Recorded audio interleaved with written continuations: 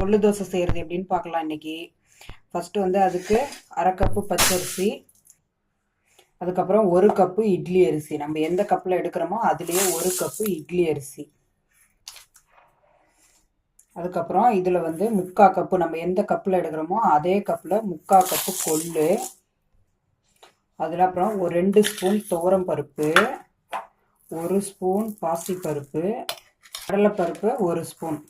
இதெல்லாம் மிக்ஸ் பண்ணி நல்லா கலந்துடலாம். கலந்துட்டு ஒரு 3 ஹவர்ஸ் ஊற போட்டுடலாம். நம்ம வாங்க ஊற போடலாம்.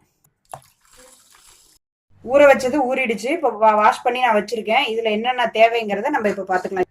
காஞ்ச மிளகா, காரத்துக்கு தேவையானது போட்டுக்கணும். நான் வந்து 7 மிளகா எடுத்திருக்கேன். 1/2 ஸ்பூன் சீரகம், 1/2 ஸ்பூன் சோம்பு, உப்பு தேவையான அளவு. இப்போ அரைச்சி எடுத்துக்கலாம். இப்போ நான் அரைச்சி எடுத்துகிட்டு வந்துட்டேன் பாருங்கள். இதை வந்து நல்லா அப்படியே ஒரு மாவாக ரெடி ஆகிடுச்சு. இதை ஒரு 1 ஹவர் நம்ம அடமாவு அரைக்கிற மாதிரி கரன்னு அரைச்சிக்கணும். ரொம்ப நைஸாக அரைக்கக்கூடாது. நைஸாக அரைச்சா நம்ம ரவா தோசை மாதிரி ஊற்ற முடியாது. இது பார்க்கறதுக்கு ரவா தோசை மாதிரி ஊற்றினா நல்லா ஸ்கிரிப்பியாக வரும். இது வந்து டயட் இருக்கவங்க நல்லா சாப்பிட்லாம். உடம்பு நல்லா குறையும். ப்ளஸ் ஹெல்த்தியும் கூட. நல்லா பருப்பெல்லாம் சேர்த்துருக்கோம். ஹெல்த்தி இருக்கலாம். குழந்தைங்களாம் பருப்புலாம் சாப்பிடாது, அவங்களுக்கு எல்லாருக்கும் கொடுக்கலாம் இதெல்லாம்.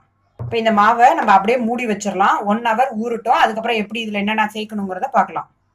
இப்போ வந்து 1 ஹவர் வந்து மாவு நம்மளுது நல்லா ஊறி இருக்கு. இப்போ இதில் என்னென்ன சேர்க்கலாங்கிறத வாங்க பார்த்துக்கலாம்.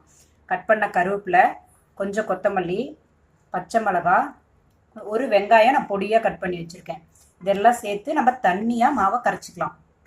மாவு ரெடியாச்சு. நம்ம தோசைக்கல் காஞ்சிடுச்சு. வாங்க எப்படி தோசை ஊற்றலான்னு பார்க்கலாம். வாங்க எப்படி தோசை ஊற்றலாங்கிறத பார்க்கலாம். செடிச்சு விட்ட மாதிரி நம்ம ரவா தோசை எப்படி போடுறோமோ அப்படி போடணும். அப்போ தான் இது வந்து கிறிஸ்பியாக நல்லா மொறுன்னு இருக்கும். இதுக்கு தேவையான அளவு எண்ணெய் போட்டுக்கலாம். எண்ணெய் போட்டு கொஞ்சம் மூடி வச்சிடலாம்.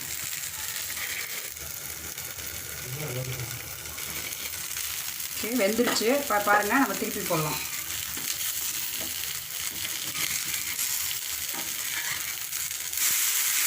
பாருங்கள், பார்க்கறதுக்கே அழகாக இருக்குது. கோல்டன் ப்ரௌன் கலராக.